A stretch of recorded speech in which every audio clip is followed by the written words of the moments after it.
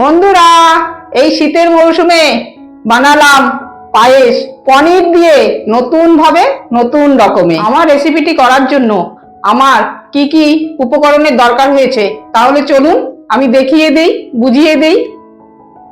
আজ আমি পায়েসের জন্য ব্যবহার করছি অল্প পনির, বাটার, গাজর, চাল ধুয়ে রেখেছি 200 গ্রাম চাল নিয়েছি, কাজু ভিজিয়ে রেখেছি, চিনি নিয়েছি। এখানে আমি 3 কেজি দুধ গ্যাসে বসিয়ে দিয়েছি। তাহলে চলুন আমার রেসিপিটা শুরু করি। আমি গ্যাসটা ধরিয়ে রেখেছিলাম, আমার কড়াইটাও তেতে গেছে। আমি প্রথমে কড়াইয়ে বাটারটা দিয়ে দিলাম।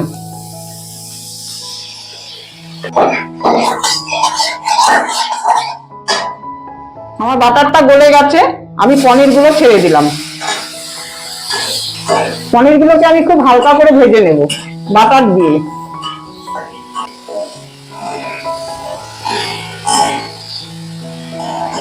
আমার পনিরটা খুব হালকা করে বাটার দিয়ে ভাজা হয়ে গেল, আমি নামিয়ে নিলাম। এখন আমি আরেকটু বাটার দিলাম। এখন আমি গাজরটা ভেজে নেব, কাজুটাও ভেজে নেব। কাজুটা ভিজিয়ে রেখেছিলাম, ছোট ছোট টুকরো করে নিয়েছি। বন্ধুরা, আমার দুধটাও ফুটে গেছে আস্তে আস্তে।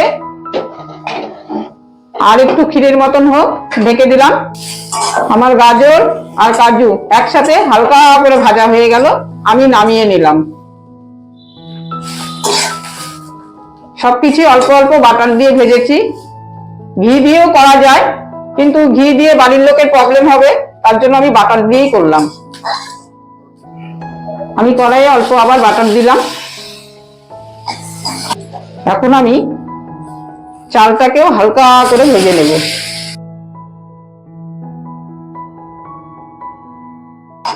বন্ধুরা, এইভাবে চালটা দিলে বাটারটা খুব সুন্দর মিশে যায়। আর যদি কাঁচাটা লাগিয়ে নিতাম তাহলে লাগতো না, তার জন্য আমি এইভাবে দিলাম। কারণ ঠান্ডার দিন তো বাটার কিন্তু একদম জমে থাকে। আর এইভাবে দিলাম, বাটারটা চালের মধ্যে সুন্দর লেগে গেল। আমি চালটাতে বাটারটা এইভাবে কেন দিলাম, কারণ ঠান্ডার দিন চাল ধুয়ে ফেললে ঠান্ডা জলে বাটারটা লাগবে না, তার জন্য এইভাবে দিলাম। তাহলে বাটারটা সব চালের মধ্যে লেগে গেল আর সুন্দর গলে গেল। দেখুন, আর ঝরঝরা হয়ে গেল আমার চালটা, জলটাও টেনে গেল, আর আমার চালটা ভাজাও হয়ে গেল। আমি এখন নামিয়ে নেব। দেখুন, একটা চালেও কোনো দাগ লাগেনি, সব বাটার সুন্দর করে লেগে গেছে। বন্ধুরা, আমার দুধও ফুটে গেছে, এখন আমি চালটা ছেড়ে দেব। আমার দুধটা ফুটে গেছে, আমি দুধের থেকে কিছুটা দুধ এখান থেকে কড়াইয়ে দিলাম।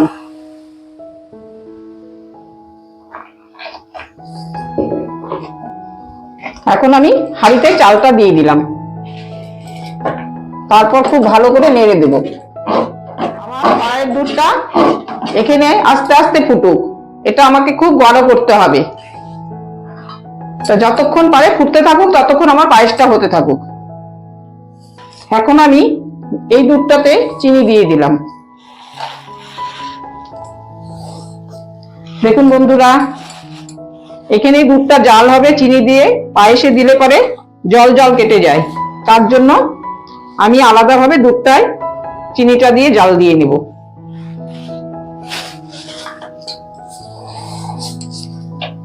আমি 4 গ্লাস চিনি দিয়ে দিলাম, লাগলে পরে দেওয়া যাবে, আমি রেখে দিয়েছি আলাদাভাবেই। আর গুড় দিতে পারতাম, কিন্তু পনির দিলাম তো, পনির দিয়ে গুড় দিয়ে ভালো লাগবে না, তার জন্য আমি চিনি দিয়েই করলাম। আর ঠান্ডার দিন চিনি দিয়ে করলেও ভালো লাগবে, গুড় দিয়ে করলেও ভালো লাগবে। এখন আমার চিনিটা এখানে জাল হোক। বন্ধুরা, আমার আরেকটু চিনি লাগবে। দুধটা আমি আলাদা করে ফুটিয়ে নিয়েছি, কেন চিনিটা যদি আমি এই পায়েসের মধ্যে দিতাম তাহলে জল জল হয়ে যেত আর অনেকক্ষণ ফুটাতে লাগতো। তার জন্য আলাদা অল্প দুধ নিয়ে ফুটিয়ে নিলাম চিনি দিয়ে। চিনিটা আমি আরেকটু দিলাম, তাতে পায়েসটা খুব সুন্দর হয়, গাঢ় হয়। দেখুন, আমার চিনিটাও সুন্দর গলে এই যে ক্ষীরের মতন হয়ে যাচ্ছে।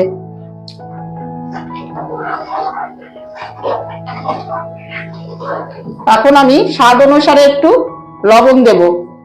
পিঠে পায়েসে লবণ না দিলে কিন্তু স্বাদটা ওঠে না, তাই একটু লবণ দিলাম। দেখুন আমার চালটাও ফুটে গেছে, তার জন্য আমি গ্যাসটা কমিয়ে দিলাম, কারণ এটা জাল হবে তো তার জন্য।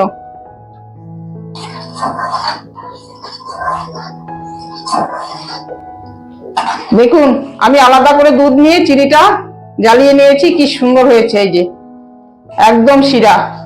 এখন আমি পনির, গাজর, কাজু সব ঢেলে দিলাম।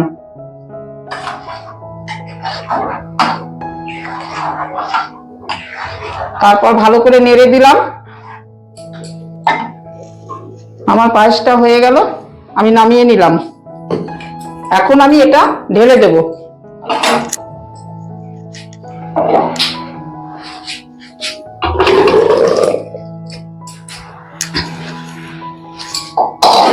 ঢেলে দিয়ে খুব ভালো করে নেড়ে দেব। বন্ধুরা অসাধারণ গন্ধ বের হয়ে গেছে এখনই।